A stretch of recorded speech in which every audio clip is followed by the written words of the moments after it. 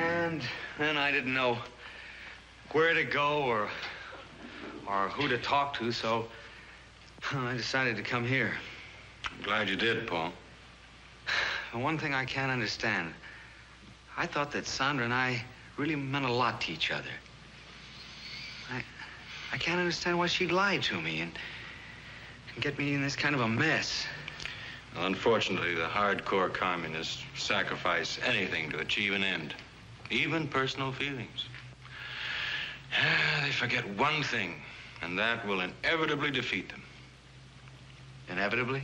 That's right. You see, Christianity and science teach us that means, in the end, are part of a continuum. The means determine the end. Well, the communists, talk a lot about brotherhood as an end result, but they'd have us believe that this can be achieved by means that destroy the essential meaning of brotherhood. Sometimes you have to suppress freedom temporarily in order to gain a greater freedom in the long run. Well, it's the same paradox, isn't it?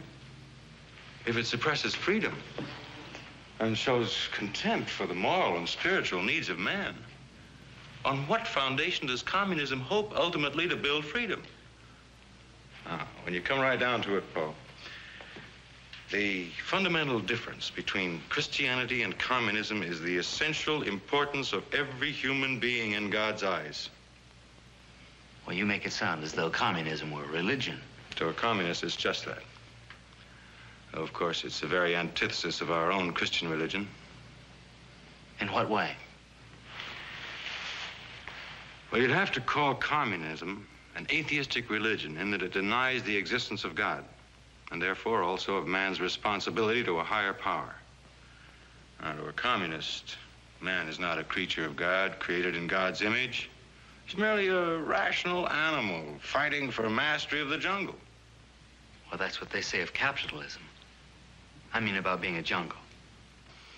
They never talk about capitalism in terms of 20th century democracy, do they? No, they're just still using the old cliches of Karl Marx. Well, by its own admission, communism is materialistic. Nothing matters but matter. To a communist, there's no communion between man and his spiritual source, no life hereafter, no immortality. Only this world counts.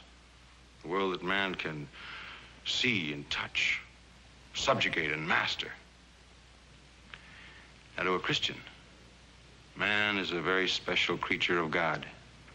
Well, true, he is fallen, but he's also redeemed by Jesus, who died for us on the cross.